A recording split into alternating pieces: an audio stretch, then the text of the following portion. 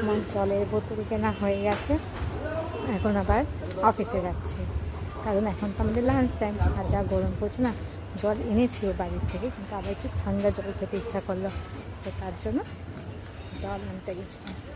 আর তোমাদেরকে তো বলাই হয়নি যে আমি কী করি।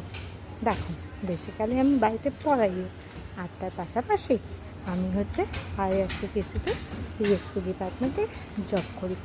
আমি থাকি বেলঘড়িয়াতে, কিন্তু আমি কাজে আসি হচ্ছে আগরপাড়ায়, 10টা থেকে 7টা অবধি। তবে বাড়ি থেকে সকালেও পড়াই, বিকালবেলাও পড়াই।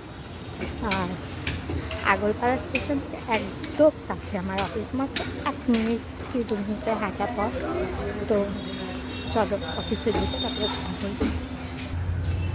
চলে এসে অফিস, টাটা, এরপরে কথা হবে। বাই। ভিডিওটা ভালো লাগলে লাইক করে দিও।